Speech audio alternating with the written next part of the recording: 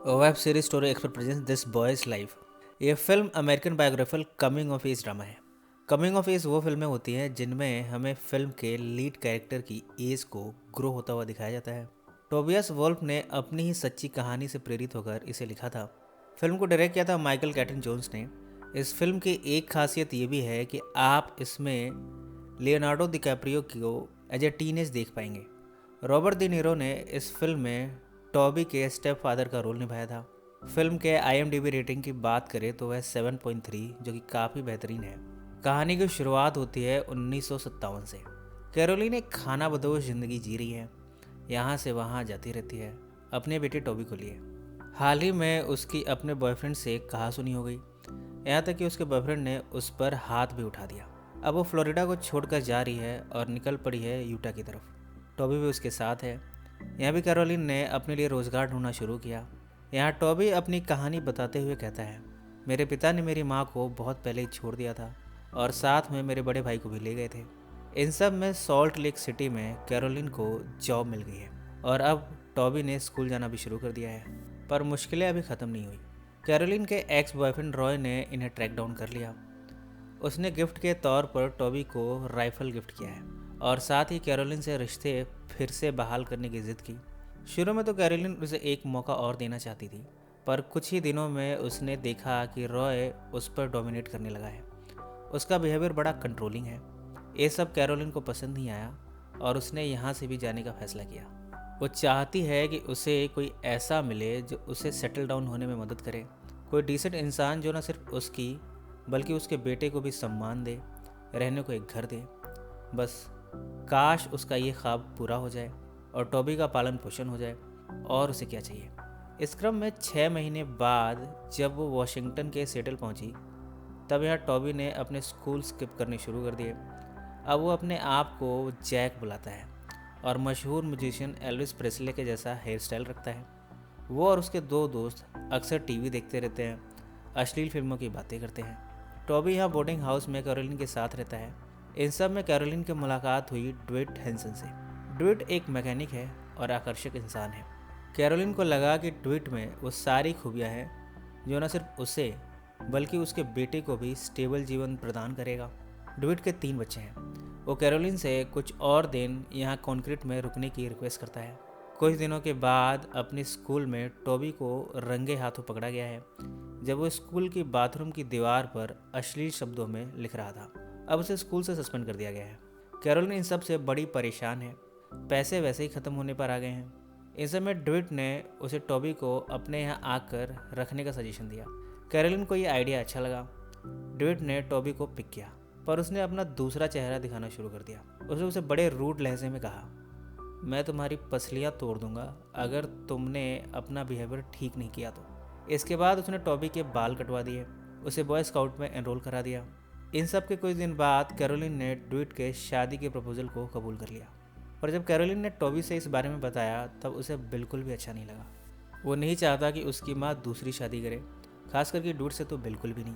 उसने कहा, अब मैं बड़ा हो गया हूँ, मैं सब संभाल लूँगा, आपको मेरे लिए किसी से शादी करने की ज़रूरत नहीं है। कैरोलिन ने कहा, बेटा तुम्हें अच्छी परवरिश की ज़रूरत है, अच्छी एजुकेशन की ज़रूरत है, मैं अकेले ये सब तुम्हें नहीं दे सकती। इस तरह कैरोलिन ने ड्विट से शादी कर ही ली। ड्विट ने कभी भी टॉबी को पसंद नहीं किया, पर शादी से पहले उसने इस बात को जाहिर नहीं होने दिया। शादी की पहली रात को ही ड्विट ने अपना लूज टेम्पर कैरोलिन को दिखाया। उसे अपने खिलाफ एक शब्द सुनना भी पसंद नहीं है। अक्सर वो टॉबी को बुरा भला कहता रहता है। कैरोलिन ये सब नोटिस करती है, पर वो सोच रही है कि धीरे धीरे इन दोनों के डिफरेंसेस कम हो जाएंगे। एक दिन ड्विट ने टॉबी से कहा, मैं बचपन से ही जब कोई मेरी बात नहीं मानता था तब उन्हें बुरी तरह मारता था और सबको मेरी बात माननी ही पड़ती थी। अब तुम मुझसे बच के रहा करो। वो कभी भी टॉबी से संजीदगी से पेश नहीं आता, उसे गालियाँ देकर बात करता है, कई बार तो उस पर हाथ भी छोड़ देता है। टॉबी ये सब सहता है, उसे तो पता नहीं कि उसकी गलती क्या है। धीरे धीरे टॉबी ने नए दोस्त बनाए हैं। यहाँ इनमें एक है ऑर्थर। ऑर्थर समलैंगिक है, पर उसे ये सुनना पसंद नहीं है। पहली बार में तो टॉबी की उससे लड़ाई हो गई, पर धीरे धीरे दोनों दोस्त बन गए।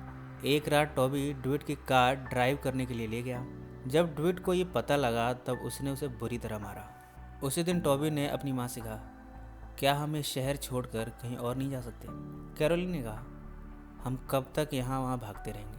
अब यही जगह हमारी ज़िंदगी है, हमें यहीं रहना होगा। अब मेरे पास पैसे भी नहीं हैं तुम्हारी परवरिश के लिए। धीरे धीरे वक्त बीतता गया। 2 साल हो चुके हैं। कैनेडी इस समय यूएस के प्रेसिडेंट की दौड़ में है। कैरोलिन कैनेडी के कैंपेन के लिए काम करना चाहती है, पर ये सब जब ड्विट को पता चला तब उसने उसे गालियाँ देनी शुरू कर दी। पर टॉबी ने इस शहर को छोड़ने का प्लान बना लिया है। वो अच्छे ग्रेड्स लाकर स्कॉलरशिप के लिए अप्लाई करना चाहता है, पर ऐसा हुआ नहीं। उसके ग्रेड्स अच्छे नहीं आए। अधिकतर स्कूलों ने उसकी एप्लीकेशन रिजेक्ट कर दी।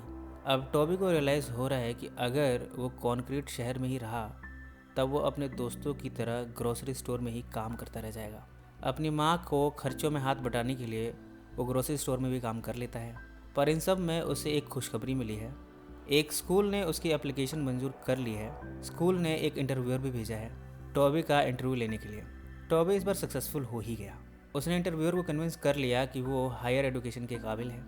वो इतना बढ़िया मौका गंवाना नहीं चाहता। ग्रोसरी स्टोर में काम करते हुए उसने अपनी पढ़ाई की। हमेशा ये ख्वाब देखा कि वो भी एक दिन सक्सेसफुल इंसान बनेगा, अपनी माँ को एक खुशहाल ज़िंदगी देगा। पर यह खबर ड्विट को पसंद नहीं आई। आज जब टॉबी ग्रोसरी स्टोर से घर आया तो ड्विट ने उसके स्कॉलरशिप वाले पेपर्स पढ़ लिए थे। उसने कहा, तो तुम अब स्कॉलरशिप लेने जा रहे हो? मैं देखता हूँ तू कैसे स्कॉलरशिप लेता है। तू एक लेपर्ड है और लेपर्ड ही रहेगा। उसने टॉबी का गला जोर से दबाया, सरसों के तेल के डब्बे से मारने लगा। फ्लोर पर गंदगी फैलाकर ड्विट ने टॉबी को इसे साफ करने को कहा। टॉबी ने उसे धक्का दिया। इस पर ड्विट ने उसे लात घुसों से मारा। उसने टॉबी को ज़मीन पर गिराकर उसका गला दबा दिया। अपने बचाव में टॉबी ने भी अपना एग्रेशन दिखाया। उसने भी उस पर वार किया। जैसे जैसे उसने अपने आप को छुड़ाया, फिर पास में पड़े बेसबॉल बैट से उस पर वार करना शुरू कर दिया। पर ड्विट ने उसे पकड़कर फिर से उसका गला दबाया। टॉबी शायद मर ही जाता अगर कैरोलिन वक्त पर नहीं आती। दरअसल ड्विट की बड़ी बेटी ने इन सब की खबर कैरोलिन तक पहुंचा दी थी।